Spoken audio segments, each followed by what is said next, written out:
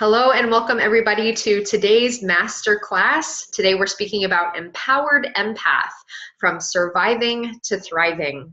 For those of you joining for the first time, I know there are some people who are new to this masterclass experience. Welcome. Thank you so much for coming.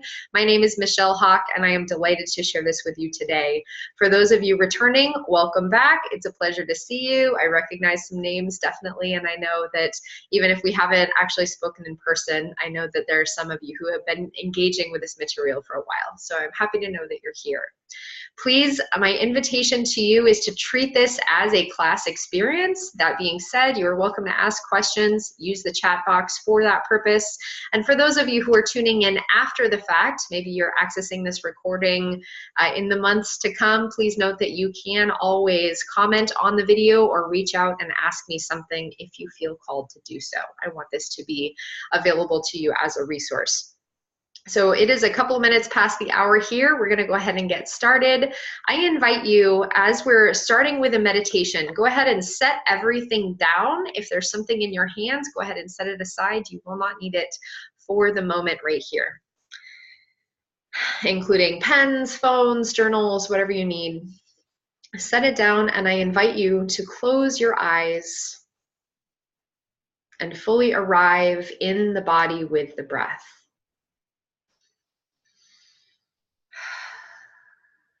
Let's together exhale everything out, going to the bottom of the breath. Deep inhale. And exhale with a sigh. Letting go of everything that we just don't need for this time right now. Again, deep inhale. And exhale with a sigh. Allowing the vibration of our voice to move through us. Again, deep inhale. And exhale with an audible ha breath. And I invite you to continue with this breath as I guide you through this meditation, knowing that ha is the sound of the heart. And as we're speaking about empathy today, knowing that we access our empathy through our hearts and our bodies. And so with our ha breath, we're bringing our energy and our vibration into the heart space. I invite you to use this time, with your exhale especially, to gently excuse anything from your body, your mind, your heart, your energy field that does not belong to you. Any to-do lists, any conversations that you've had already today. I know people are joining from all over the world, so maybe for some of you this is late in the day, some of you this is the first thing in your morning, but wherever you are, know that we can take a moment now to reset and come back to the self.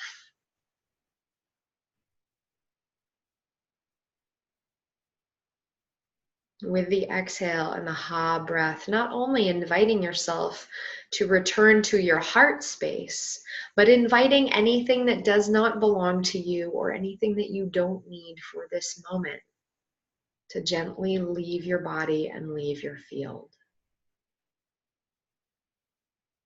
We're returning to baseline now, and this is an important part of our practice in intentional empathy.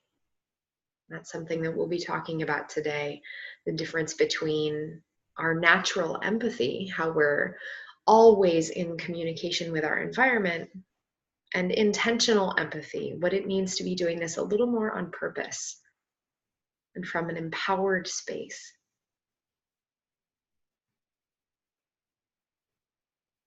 And as you return ever more deeply into your heart space, I invite you to take a moment and ask yourself, what do I need right now in this moment?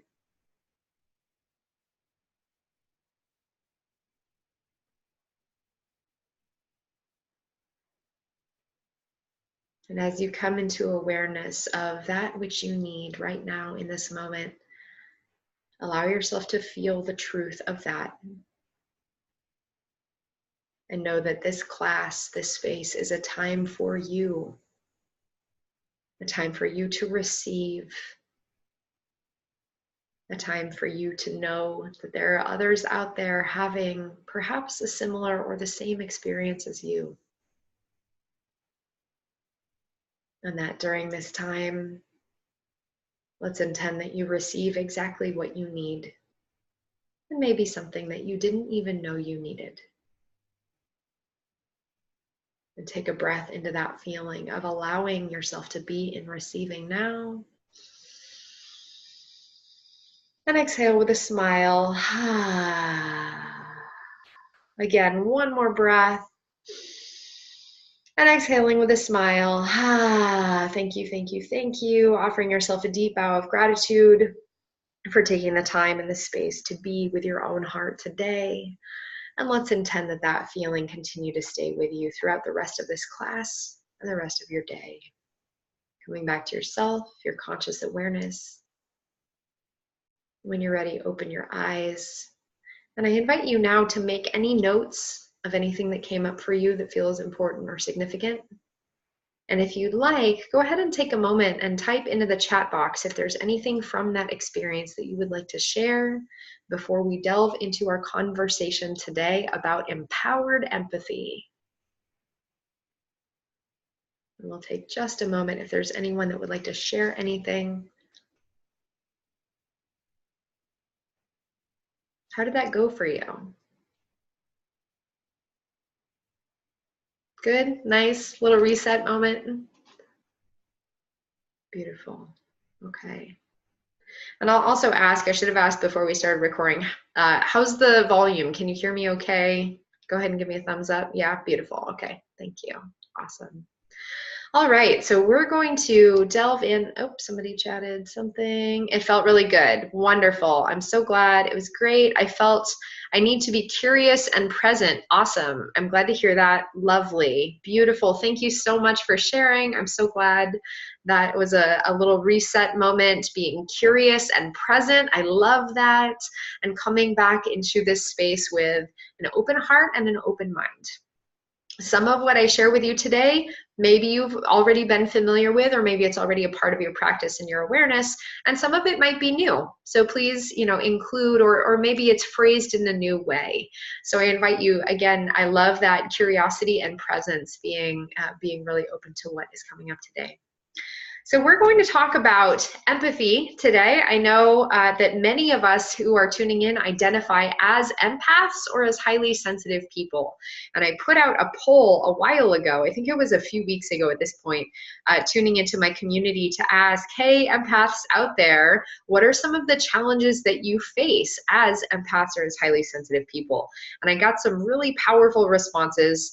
I know that my journey as an empath, I've had my own challenges that I have learned how to overcome, and also that my journey is different from everybody's, and all of our journeys are different. So I got some really wonderful responses that are informing some of what we're talking about today. Somebody else chatted in, my heart wants and needs connection and to be present. Beautiful. Thank you for sharing. I'm so glad, and may you receive that today, knowing that you are here among your peers, you're here among your fellow empaths. And so let us open to that connection and that support today. So we're going to talk about what is empathy. I know there's a lot out there about it's kind of a buzzword right now in this community, and yet we're going to delve into the physiological basis of empathy as well as a little bit of energetic anatomy. I'm going to break it down in a couple of pieces because I think it's really important that we know actually what is happening when we're having an empathic response. We're going to talk about the challenges that we face as empaths and highly sensitive people, and how this, maybe what we've learned about so far is surviving as an empath. I know that I have put out a podcast episode called Energetic Survival for Empaths and Highly Sensitive People, and yet there's more to it than that. And if you're curious, that's an episode of my podcast called Shaman Sister Sessions. I invite you to go ahead and check it out. There's some really awesome tools out there. And what we're talking about today is expanding upon that. So again, go ahead and check that out. Energetic Survival for Empaths, Highly Sensitive People, Intuitives, etc. But we're going to be talking about what it means to move from that survival zone into thriving as an empath and using it as a superpower. I highly recommend the podcast. Awesome. Thank you, Lee. I so appreciate that. And I'll just put in one more note here. Actually, this is a little side note. I've been doing these master classes since the end of last year, so almost a year now. And I decided that I'm going to be taking a little bit of a break from the master classes. I have a lot of creative projects in the works, but the podcast will continue. So please note that the podcast is, in essence, a weekly masterclass. It is a live recording. You can tune in, you can chat in, you can ask questions, and note that there is still plenty of content out there. There will always be ways to continue to engage as I am offering teachings and community support. And the masterclass, I'll be taking a break for the fall to focus on other creative projects, but know that there are all of the recordings of the past episodes, and again, the podcast will continue, of course. So if you're curious, that is called Shaman Sister Sessions. Yes, they are really great and valuable. Awesome. Thank you so much, Monka. I really appreciate that. I'm glad that you're tuning in, and I'm glad that you're benefiting from that. So just note, again, master classes, taking a break for the fall, but podcast is on, as well as other offerings from me. So a lot of ways to engage and continue to learn. So little side note there, but we're going to be talking about the challenges that we face as empaths and how that puts us in a little bit of survival zone, and how we transmute that and we come into the empowered, intentional aspect of empathy. I do believe that this is part of the evolution of humanity, part of the collective growth that we are experiencing and that we're signing up for as light workers, that we are using this, not as a, oh, poor me, it's hard for me to go shopping. And believe me, I've been there, like going to crowded places, like at times still a little bit of a challenge, but there's that difference between what I need to do in order to cope and survive as an empath versus how can I go out in the world as an empath and know that this is an asset, this is a skill, and this is part of my service as I am here on this planet to bring more light, bring more love, bring more service to the earth plane. We'll do a little bit of an exercise at the end. I want to make sure that we have a few minutes for a particular exercise because I think it's really helpful. This is one of the most important pieces that we'll be talking about today. And at the end, I do have an invitation for you. So please stay tuned and know that there is something in it for you at the end of this conversation if you choose to accept it. Again, challenge by choice, all invitations you are welcome to engage with as you like. So let's talk a little bit about what is empathy and how does it work? I feel like we all have, we're all here because we're empaths, right? Like, yeah, raise our hand. I'm here as an empath. I don't think there's anyone tuning into this who is not identifying as an empath or a highly sensitive person. And again, there's a lot of buzz about this right now. So the idea of empathy as making us more sensitive, helping us tune into other people's emotions, but what is actually happening when we're having an empathic experience? And the idea behind empathy is that it is an energetic resonance. What we are experiencing through empathy is the feeling of what other people are feeling, thinking, and having happen in their energy field.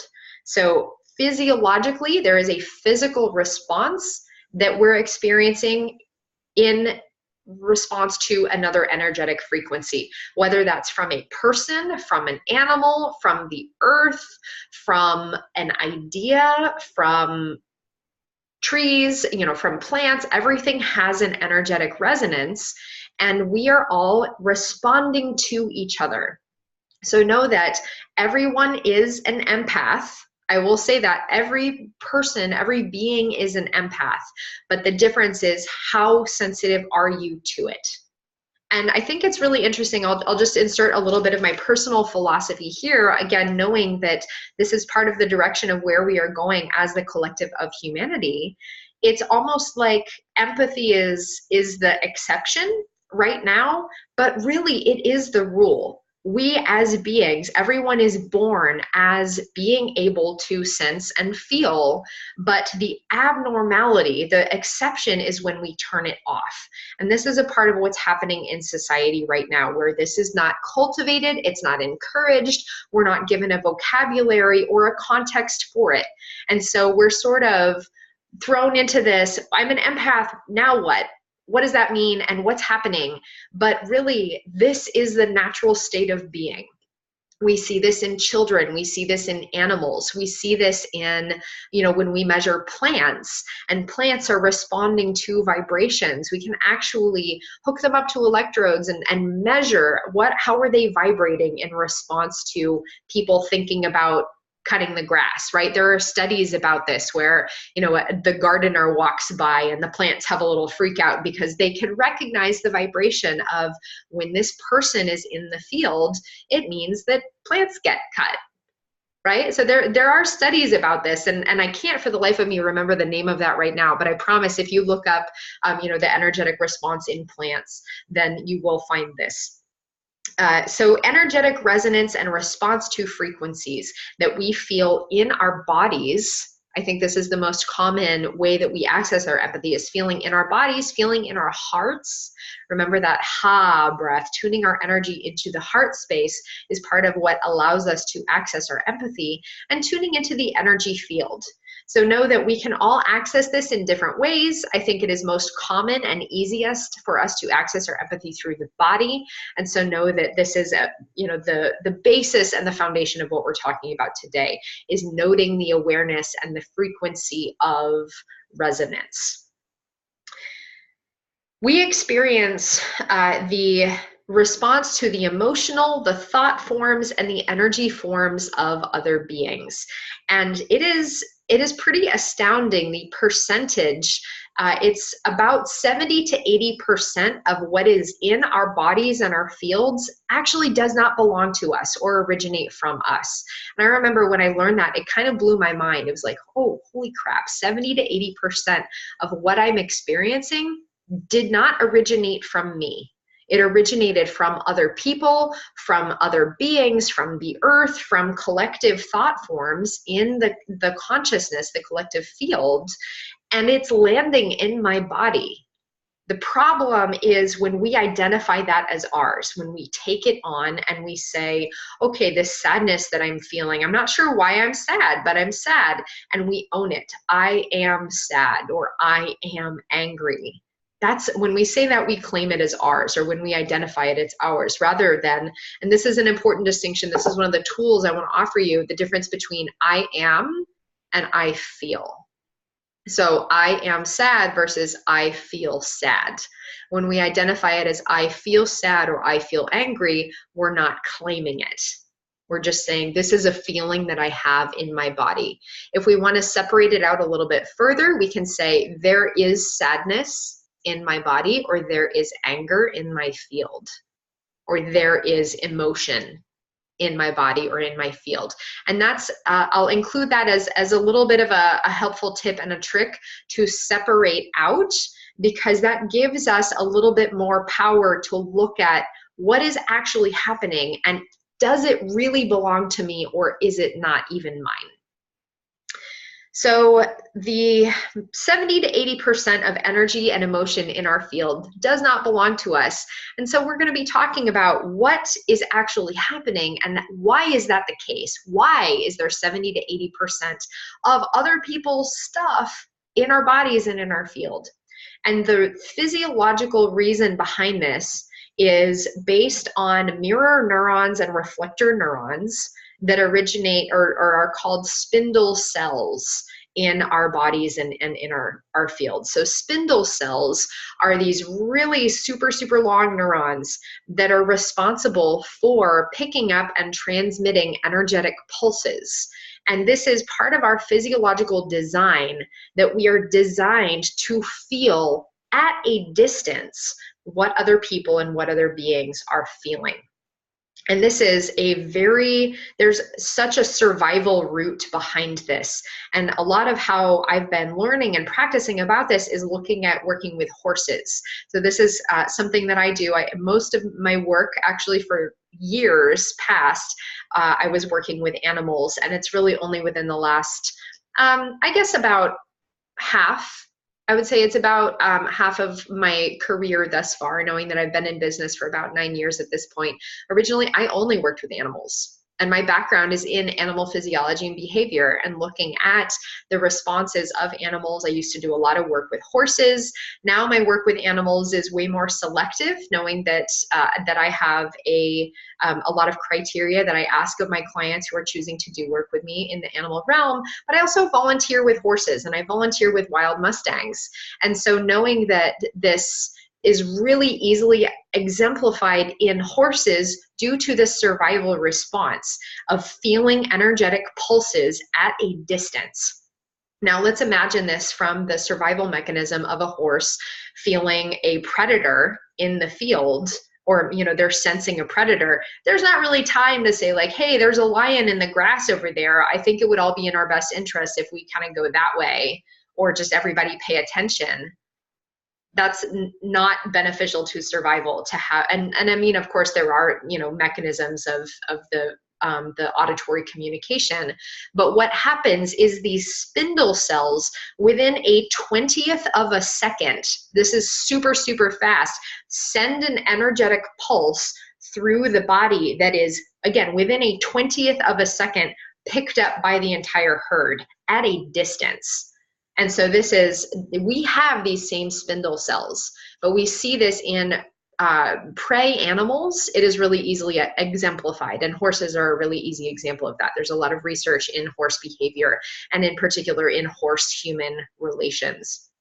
And also, if you're curious, I recommend looking into equus work as having a lot of research behind it too. How can humans and horses work together, and the horses facilitate emotional intelligence experience with humans. So this is something that I've been spending a lot of time with, and again, doing volunteer work with horses and looking at this from how can we learn more about ourselves through looking at non-predatory communication.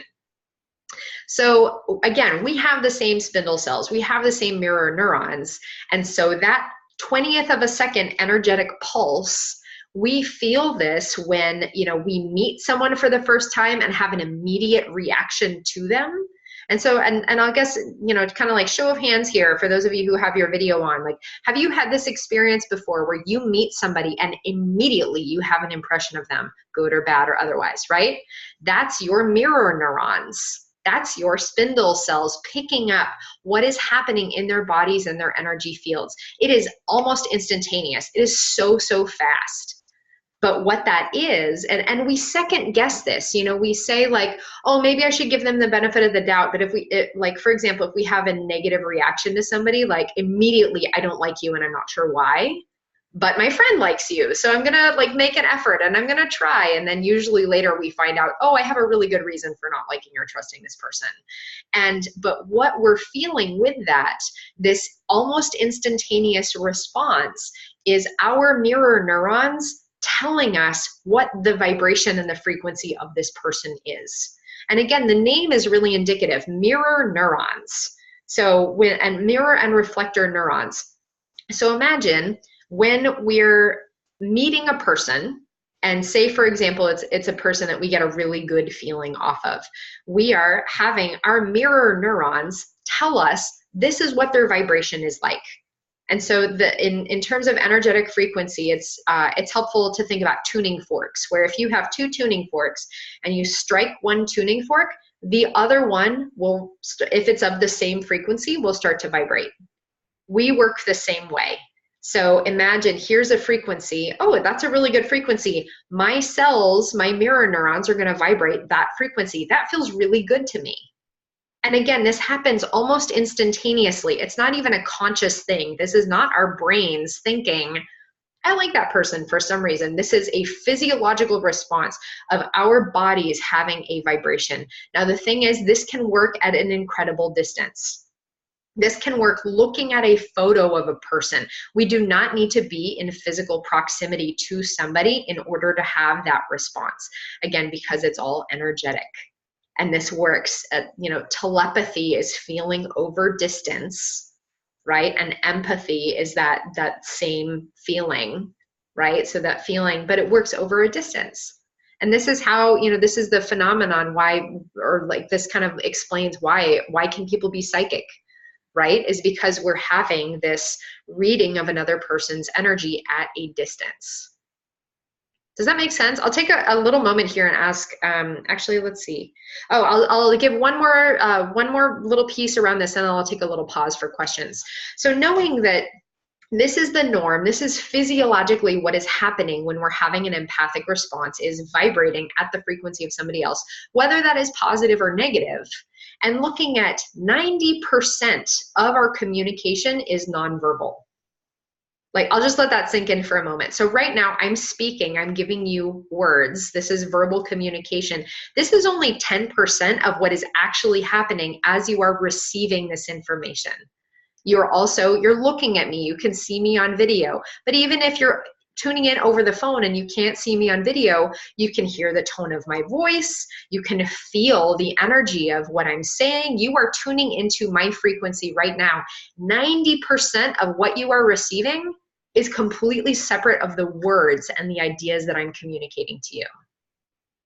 That's mind-blowing, right? And so we have this emphasis in our society, in our culture, on verbal communication, on writing, on text, on sending emails. And we're kind of shooting ourselves in the foot in a huge way by emphasizing this in our culture and saying, this is what's valued, this intellectual intelligence, verbal communication, the ability to articulate an idea, and we're prioritizing that over everything else. Meanwhile, 90% of how we're communicating has absolutely nothing to do with that. 90% is around energetic resonance and around tone and body language and visual, and I'll include those, even though it's a little bit different from what we're talking about today, the idea of visual communication. But a huge, huge portion of that 90% is actually energetic communication and empathy. And so knowing that by cultivating our empathy, again, intentional, on purpose, empowered empathy, we're empowering ourselves to access that other 90% of our communication, enhance our ability to receive information, but also enhance our ability to communicate this way. So I'll take a little moment and pause here. Does anyone have any questions? Go ahead and shoot them into the chat box if you have any questions or comments or epiphanies based on what we've shared so far. And I'll take a little drink of water while that's happening. How's this going? Is this making sense? Does that feel good? Are people having like, oh my gosh moments, like, holy shit, this makes so much sense? Yeah, cool. I remember some of those when I was learning some of those percentages, etc. It just blew my mind of like, oh my gosh, amazing. So cool. Yes, relate. Thank you. I didn't know everyone is telepathic. Yeah, absolutely. Again, this is, I would like to emphasize these skills, this phenomenon is not unique to the people who identify as empaths. This is the norm. And let's see, aha moment overload. I love it. Thank you. Thank you for sharing. Knowing that this phenomenon, this is our natural state of being. Everybody has this. Again, every single person, every single being has the majority of communication and sensing and relating to their environment happens energetically. And yet we don't ever talk about it. It blows my mind how we are shooting ourselves in the foot, how we are in a society that is conditioning us to not value and not inform ourselves and educate ourselves about the majority of how we're relating with our environment. So know that by being here, by asking these questions, by developing this skill set, which I'll go into and I'll give you tools and techniques to empower yourself around this, you are readjusting and realigning to your normal state of being. Right? A little bit mind-blowing. Okay, awesome. We're going to go ahead and continue. If you do have further questions, please go ahead and chat them in. The chat box is open. I've got it up so I can see as you're writing. So we're going to talk about some of the challenges that we face as empaths. And this is, again, partly based on personal experience, but partly based on what did my community share when I put out that poll and asked, like, hey, what are some of the challenges that you faced? And I'll just list some of those right now. A lot of people cited overwhelm, just feeling and emotional overload, especially being in public places or being around other people, feeling overstimulated, having body sensations ranging from tingly or prickly to actual physical pain. There are some people who are citing headaches, body aches, digestive challenges, crippling pain, like bent over physical overload from other people's energy. People saying not being able to tell what's mine and what's not mine. This is a really common one. This is something that I remember having to practice a lot of learning. Again, that 70 to 80% of what is in our fields does not belong to us. So how do we tell? How do we tell the difference? And we're going to do some exercise with that at the end. Also, somebody said, and I thought this was really interesting and a good point, adjusting and modulating our frequency to match other people's is a challenge of empaths, where like, okay, so say for example, if we're around someone who's really angry, then we ourselves start to feel that and our frequency adjusts to match theirs. That's part of the challenge. Somebody cited being able to turn it off. So taking a little break. We'll talk about that. And maybe there's a difference between turning it off and having a different relationship to it. And I think that's a really important point of what we're talking about today, is how can we be empowered and intentional in our empathy so that we don't ever feel like I need a break from this because it's overwhelming, rather than I'm using this on purpose as a part of my living in the world, and I'm using it as a craft. Okay, so we're shifting our relationship with it. So some of these things, I remember when I was explaining this to somebody, a really cool analogy came out that I'd love to share with you. The idea that, again, most people, for most people who are living in the world, this is not the norm. They don't actually know that their thought patterns, actually all of our thought patterns, our emotions, our energetic frequencies are emitting from us. Like, let's just accept that right now, I have thought patterns and emotion forms and energy forms and thought forms that are going out in the world.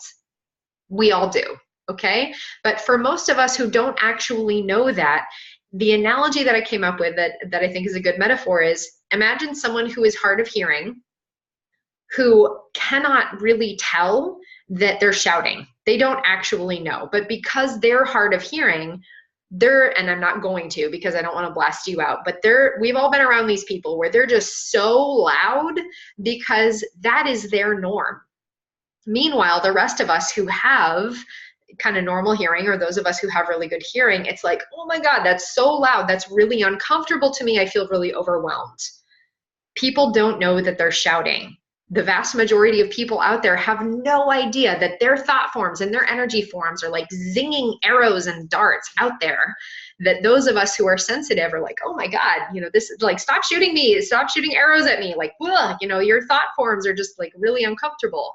So there's that aspect of, again, until we know this is the norm, we're just going to keep firing off these thought forms and emotional forms. And that's just like not super responsible or conscientious or neighborly, right? So we tell these people who are hard of hearing, I can hear you just fine. You do not need to shout, right? You can modulate that and be sensitive to that and take responsibility for what are you emitting and what are you putting out in the world.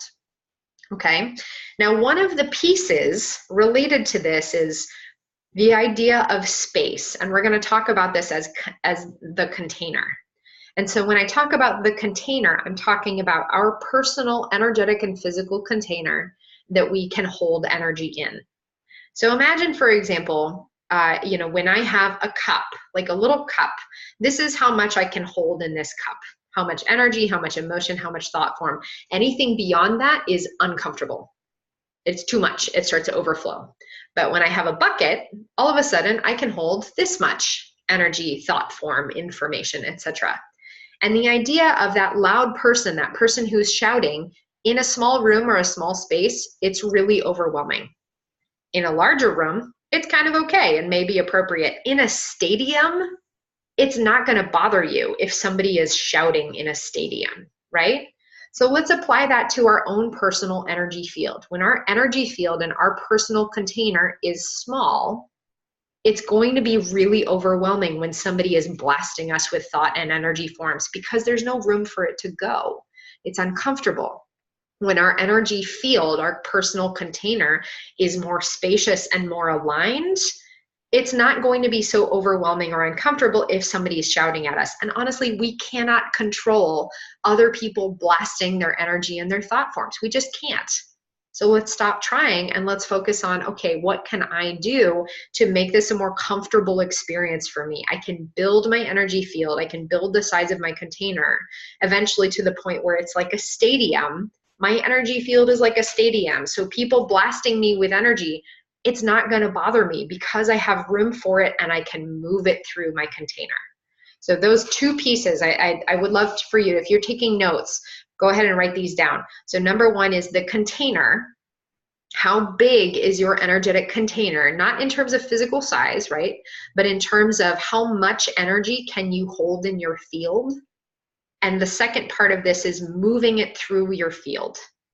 We don't want it to get stuck. This is where physical pain, overwhelm, headaches, this is where this comes from, is when energy gets stuck in our field. So number one is, how big is your container? How much energy can you hold? Number two, how can you move it through? And what are you doing to move it through?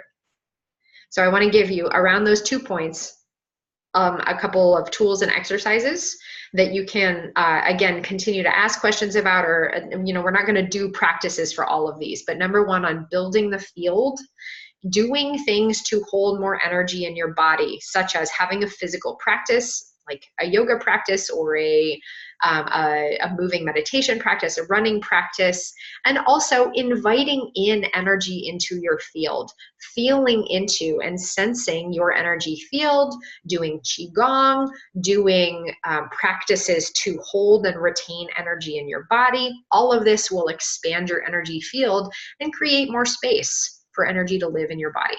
Does that make sense? Yeah, okay. So awesome, thank you. Thumbs up, yay. So the second part of this is around moving energy through your field. This is where having a movement practice is really helpful. Whether this is, again, in the form, depending on your level of physical engagement. Somebody's chatting in and saying, I love the idea of visualization of modifying the field. Awesome, thank you. I'm glad that's super helpful.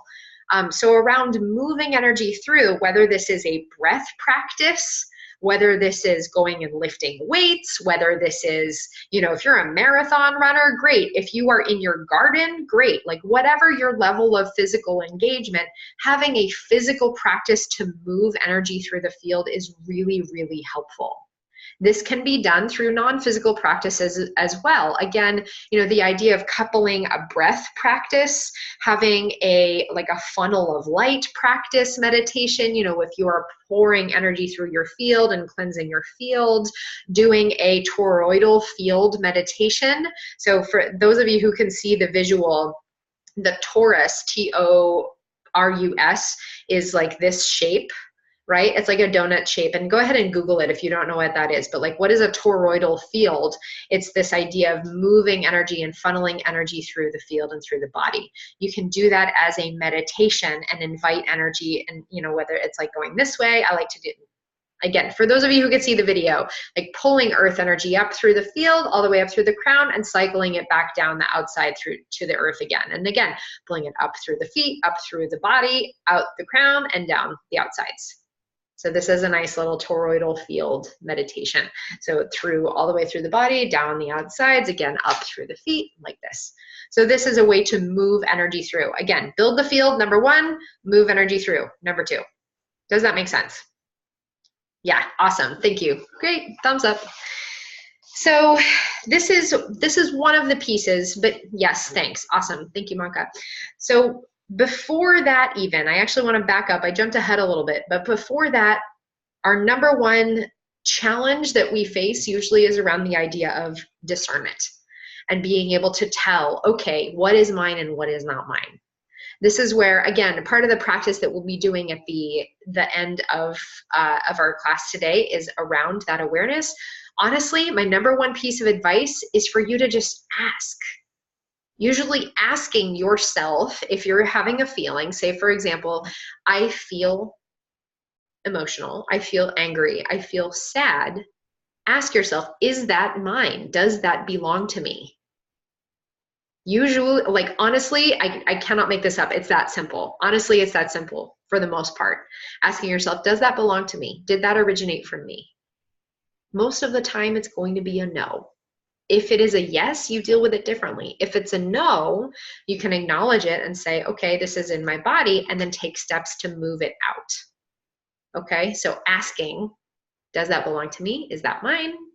If yes, deal with that and like take it in, and then there's this whole process of emotional alchemy and moving energy through in that way and allowing yourself to simply feel it. This is one of those pieces is like, okay, even if it's not mine, can I move it through in a way that's not like repulsive, like, oh my God, get it out, right? Because this is like treating it as a, again, that which we resist persists, right? So rather than resisting it, just say like, okay, I'm going to cry. I'm going to let this sadness move through me, even though it's not mine. This is what I need to do in order to let it move through. It's not sticking. I'm not taking it on. I'm not taking ownership, but I'm going to let it leave my body with ease and grace. Thank you. And then that's what you do, and you clear it out. Let's talk about, and then the idea of, I think I want to refer you back to that energetic survival for empaths episode for some really practical tools on grounding and protection, because those are really important pieces, but we don't have a ton of time to cover them today. So I refer you back there for grounding and protection practices and clearing the field practices. There's a lot in there. And know that we cannot selectively numb or turn off our sensitivity. I think this is interesting for people who are asking like, well, how can I turn it off? How can I like go out in the world and just like turn off my empathy? We cannot selectively numb. If we numb to pain, we numb to joy. If we numb to sadness, we numb to contentment. There's no way that we get to say like, okay, I'm only going to be numb to these things, or I'm only going to turn these off. If we turn off this, we turn off everything. So rather than turning it off, my suggestion is, again, cultivate that practice and that awareness of, is it mine? Is it not mine? How can I move it through? Whether that's through with a breath. This is, I'll insert one little note here about if you're in public and you don't have time to do, or like don't feel like doing a massive interpretive dance toroidal field clearing exercise, because honestly, who feels like doing that when we're in the store? Like not the best in the produce section, like this whole thing. Use your breath. Use a ha breath, just like under your breath, a quiet right? Because you're bringing your energy back to your heart. Sometimes that's enough. Sometimes just that simple intention of, I invite this energy to move through my field and leave my body and return to the light. That's going to be enough. Okay. So invite yourself to have that experience of, how can I have this be really subtle and still have it be super powerful? That resonates with me. I've carried a lot of ancestral stuff and I'm learning to let it move through without resisting it. Awesome. Great share. Thank you, Lee. Yeah, that what can we do to just not take ownership, not take it on, not give it a place to live, but say like, I see you, I acknowledge you. We don't have to push and resist against this. And especially you're mentioning ancestral stuff. This is big, right? We all carry ancestral trauma, no matter if it's physical ancestry or energetic ancestry from past lives and lineages or teachings, etc., or our physical ancestors. There is trauma and there is wounding. So part of our path in this is just to say like, I see you, I honor you, and I'm not claiming that. That's not mine. I'm going to let it move it through. Thank you. That's it. Does that make sense? Yeah, beautiful. Okay, thank you. Awesome. Yay. So let's look at, I'll take a moment and ask if there are any other questions before we go into some of our thriving, empathy thriving aspects. Any questions or comments before we jump into that?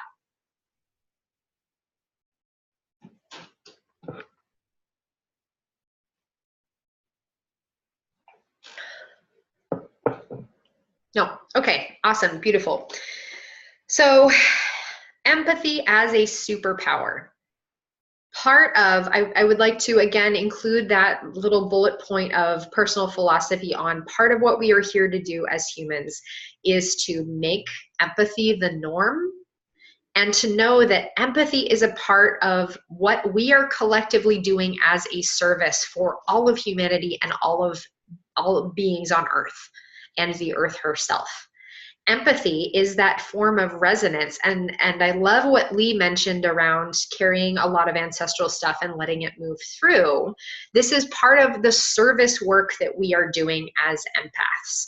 Empathy is an aspect of charity, and there is a in energetic healing realms and empath realms and energy work and mediumship, there's something called charity work, which is where we are, and again, bullet point version, where we are allowing energy to move through us for the collective good.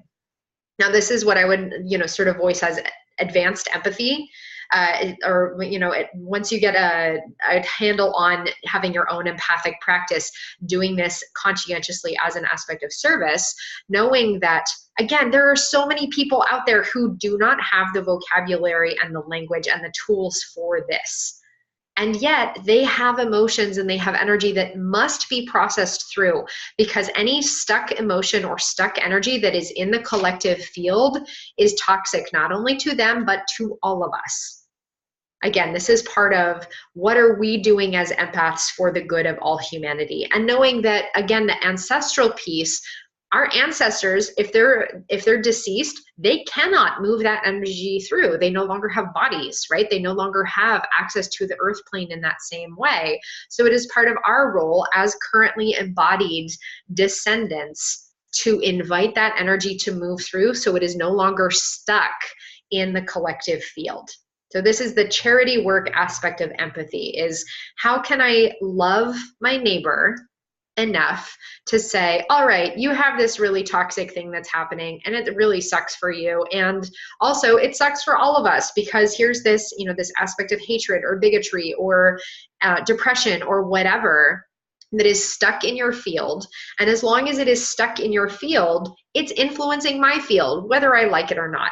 And so I love you enough to let that move through me, knowing that it moving through will benefit you, it will benefit me, and it will benefit everyone. So I'm going to lovingly just invite that empathically to move through my body, to move through my field, and release it to the light so that it is no longer stuck. Does that make sense? Empathy as charity work. Okay, go ahead and chat in if you have any questions. This is kind of the aspect of like, what is the role of empathy in the evolution of humanity and the collective consciousness? Knowing that are allowing ourselves to vibrate at this frequency, like over here, there's this, we're vibrating at this frequency, we're moving it through, we're giving it a place to go. So it is no longer harming, it is no longer causing trauma. This other piece around discernment, we can only do that if we know, okay, is that mine or is that not mine, right? And so again, asking that, does that belong to me? Is that mine? And regardless of it, like if it's mine, I can be responsible for my own energetic stuff. Remember, we're not shooting off arrows everywhere. We're not shouting at people empathically, but how can I take responsibility for that and move it through my field so that other people don't have to clear it for me? Right? So this is part of what we're doing, is taking responsibility for our own stuff and allowing ourselves to clear that energy so that it does not go off in the world, so that other empaths don't need to move it through them. Okay, so discerning that. And then also, okay, I'm feeling, perhaps my friend is having a really hard time and she needs help energetically, or maybe like people on the other side of the world, or are like, really dark teacher president, right? Okay, I'm going to move this empathically through, and I'm going to love my neighbor so much, knowing that that it is necessary for this energy to move through the field. So I'm going to move it through and let it get stuck. It's not going to stay in me. Again, go back to that podcast episode for practices to make sure it doesn't get stuck, because fuck all if we want to hold on to that energy, right? And so, but we're doing it with love. Not resistance, not judgment, just love. Again, building the field and the container, making it a stadium, right? That's my invitation to you, is how big can you make your energetic container in order to allow this energy to move through? Knowing that there is a lot of trauma, there's a lot of stuff in the energy field. And the bigger that we can make our container, the more power we have to treat it as, again, it's not going to bother us so much, and we can move bigger stuff through, right? Think about if we get overwhelmed or overloaded at like, I know, I used to cry watching commercials with puppies in them, right? Like, and we've all had that experience where like, oh my God, they're so cute. And like, the emotion around this is overwhelming to me. Like where I'm having an empathic response and all of a sudden like needing to go like cry at this puppy commercial, or watching like the inspirational, even like Budweiser commercials with the horses, right? Where you had the little horse who was like so small and then they like grew up and it was like the story of a champion or whatever. If that is overwhelming, you need to build your field so that that doesn't knock you off. Because imagine if that is this like a cup version of your container. If you have a bucket version of your container, I mean, we can still love the puppy commercials and the stories of the underdog horses, etc. But we need to have stadium-sized fields in order to have the capacity to move the energy through that is required of us. Does that make sense? Yeah. Somebody's chatting in. How are we sure that we have permission to move someone else's energy? If it is coming into your field, you have permission. No, like treat it just that simply. That's a really great question. I'm so glad that you asked. Move someone else's energy, great, awesome. If that was clear. If it is in your field, it becomes your responsibility.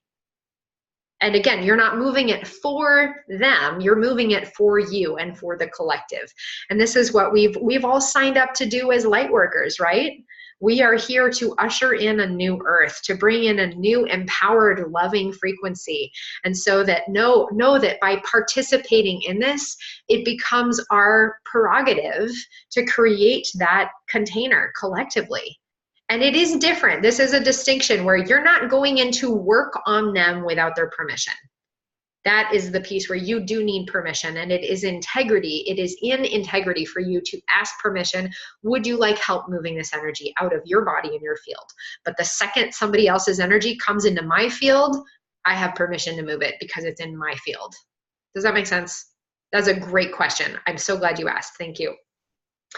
Let's see. So moving energy through. So if we're kind of going in order here, I want to make sure I have these in order.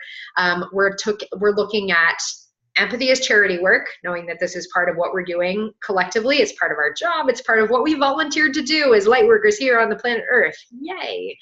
And with that, we have discernment. So like, yes, I'm saying okay to doing this work, because we can always say no. That's a different podcast episode. We can always say no. We are treating it with discernment. We're saying, is it mine or is it not mine? We're building our field. We're moving it through. And this is a thing that I would love for you to write down if you're taking notes. Intersubjectivity. I love this idea and this concept, and I'm going to tell you what it's all about. We're probably going to go a few minutes over. Normally these master classes are 90 minutes. This is the first one that I've done as an hour. And I'm finding that actually, I don't remember if I did last month as an hour, but either way, I'm really excited about this. So we're just going to go like a few minutes over. If you have to go, I understand. And if you can stick around, thank you, because we're almost done. Intersubjectivity is the idea where we are collectively trained to value objectivity, right? Like it's, science, right? And having like an objective perspective is the ideal, and the way that we are taught to do things that is the healthiest and intellectually sound. Nothing works that way. Let's be honest. Like there is really no such thing as totally objective experience, because remember, we are participating in this collective communication. Empathy is energetic communication across the board. And as long as we have bodies, we have feelings and we have participation in this experience. So the idea of subjectivity is bringing our own energy and awareness to participate in that experience. But intersubjectivity, so this is the important piece. So we have objectivity, we have subjectivity, where like I'm involving myself and my awareness in this experience. Intersubjectivity is where we're paying attention not only to our own subjective experience, but somebody else's simultaneously. This is one of the keys of empowered intentional empathy, where we can pay attention to what is my subjective experience, as well as what is somebody else's subjective experience.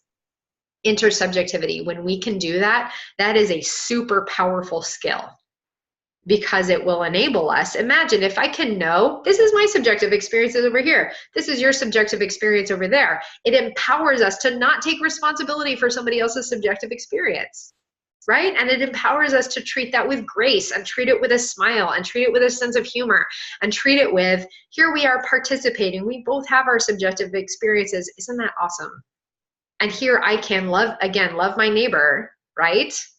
As this subjective being having your own experience, and like, this might be really hard for you and it's not hard for me, but that doesn't mean I can't feel you and your experience and care about that. Okay, so intersubjectivity, double underline as one of the like master skills of empowered empathy.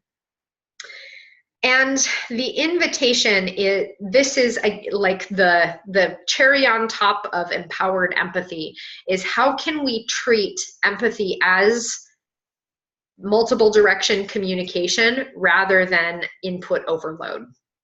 This is where, this is like the cherry on top, again, the like master level empathy, where, you know, when we're in survival mode of empathy, I'm receiving so much emotion, I'm receiving so much information, I can feel everybody else's stuff, it's all going this way, it's coming in, energy coming in, right?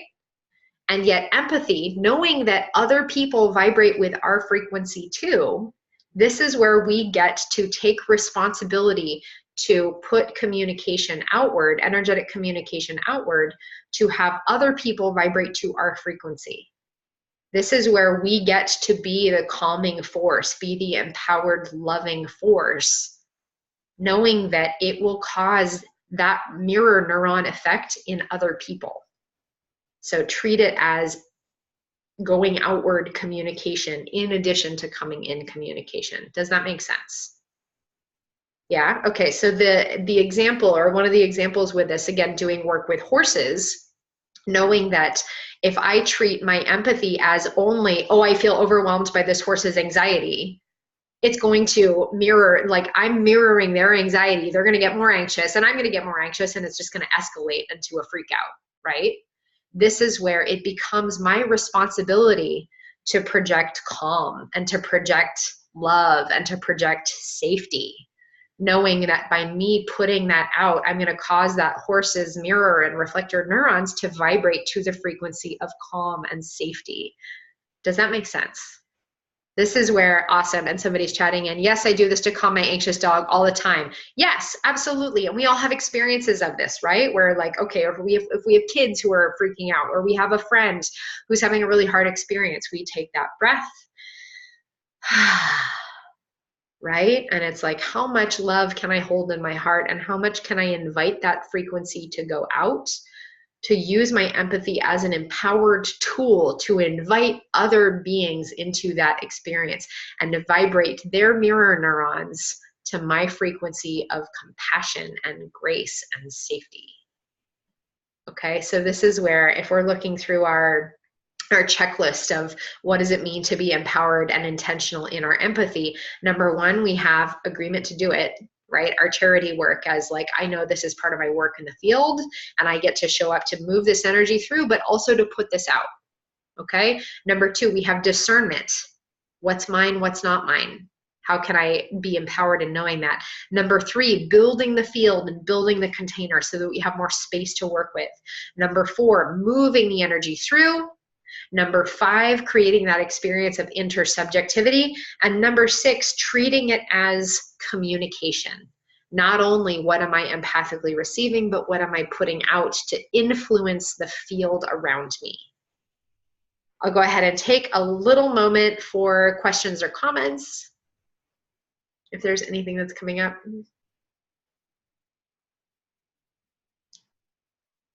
How's this feeling? Good? Yeah? Useful? Excellent. Awesome. Thank you. Do we all have something in mind that we can use this with? Does everybody have a like, oh my gosh, I'm going to go ahead and do something in this? I would like for everybody to take a moment and pick one of these pieces that feels really applicable to your experience. What's one of the things in here that you're excited to go out and try out? And you can go ahead and chat that in if you like. Let this be a little tiny commitment to yourself and to your experience of like, I'm going to go out, I'm going to try, I'm going to build my field. Let's see, somebody's saying, thank you, I'm feeling empowered. Awesome, I'm so glad. This is going to help me on public transportation so much. I love that. Yes, thank you. On public transportation in the world when we're going grocery shopping, right? Just being in discernment and being in that, how can I project a frequency of love and calm? And know, like, on public transportation, there's probably people coming from work, people who are having horrible days, right? How can we invite them to have that experience, invite their mirror neurons to vibrate to everything's okay? Or even if everything's not okay, I can be loving and compassionate. Anyway, let's see. Build my field and communicate with the energy. Awesome. I'm assuming that's a personal commitment. Great. That projection sounds so great and challenging. You can do it. I believe in you. You can absolutely do this. And, you know, as you're looking at that projection, know that, again, empathy is the norm. And whether or not other people know that that's part of their experience, that is part of their experience. They never, ever have to know that this is what's happening. But again, the bigger you can build your field, also the more space you have to invite other people into that experience, right? So imagine somebody like, for example, like the Dalai Lama, right? One of the most loving, compassionate humans whose energy field is so huge that he can project this frequency of love and compassion all over the world. And for anyone who's either heard him speak or watched a video or even just like looking at a picture, I had the privilege of hearing him speak in several years ago in Seattle. And it was just, this whole experience was totally hypnotic. I just felt like I was receiving a healing just from listening to him speak. And because that is that projection of frequency and inviting other people into his field of love and compassion. And we all have the ability to do that. You have the ability to do that. I believe in you. You know, channel your inner, like channel the Dalai Lama. Just like, I have the experience, I have the compassion to do this. I have the space to do this, and invite other people into that experience with me. Let's see. I'm going to move in, I'm going to more intentionally build my field and move the energy that comes into it. Awesome. That's a great commitment. I love it. Thank you. Yay. Awesome, everybody. I am looking at the time here and it is just past 11. I would like to honor your time, and instead of doing the meditation and the practice right now, which I had the best of intentions, I think my internal clock was going more for a 90-minute class, but I do want to honor everybody's time. So I'm going to instead give you a journal prompt and a meditation prompt for you to do on your own. And this is around the idea of discernment, because I think this is one of the challenging pieces where we get hung up in that telling what is mine and what is not mine. So the invitation to you, and go ahead and take a note of this or write this down. What we would do in this meditation is to have like calibrate your system to your own frequency. So use your breath, your ha breath, again, like we did at the beginning, to release everything that is not yours and invite your energy to collect in your heart space. So just take a few moments and do several of those ha breaths with your exhale, ha, allowing everything that's not yours to leave and bringing your energy into your heart. And then spend several minutes feeling, what do I feel in my body? And just notice, what do I feel in my body? What do I feel in my energy field? And to every sensation, whether it's positive or negative, or whether it feels good or not so good, ask, is it mine? And start cultivating that internal awareness. What you're doing is cultivating your internal awareness to your personal frequency, because the better you know your personal frequency, the easier it will be for you to tell when something is not that frequency. So the analogy here is like, for anybody who has dogs or has spent time with animals, right? Like dogs barking, like a lot of dogs barking sound like dogs barking until you learn your dog's bark. And then you can tell what, like if there's a bunch of dogs barking, you can tell if your dog is barking, right? Does that make sense? So that same awareness is, the more I know my own energy frequency, the easier it will be for me to discern what is mine and what is not mine. Does that make sense, that meditation? So you're just creating that invitation. What is mine? What is not mine? And you can, take like 15 minutes to do that. Make it a daily practice if you like, or several times a week or a few times a week practice. And are there any questions or comments before we close our class today? I know that we kind of jammed a lot in there. We went a little bit over time and we did not get to do that meditation together. But I invite you, if you do that meditation and you have further questions or epiphanies that you want to share with me, you can go ahead and shoot me an email. Absolutely. And let me know how that went for you. Anything else before we close today? Beautiful. And I do have one last invitation. I'd like to go ahead and invite you. This is something, yeah, you're welcome. Yay, awesome. This is something that I feel really inspired to do and to share with you. And I did just recently close the fall offering to my spiritual mentorship community. I have a full cohort right now, but knowing that that this is something that is really, really important, again, looking to what is our collective experience together as empaths and how are we showing up to do this, I would like to put out a little offering to you. This is a super, super low price. I never offer anything at this price, but this is something, again, that I feel inspired to do. If you would like to have a series of 3 empowered empath sessions with me, I would like to offer that to you for $500.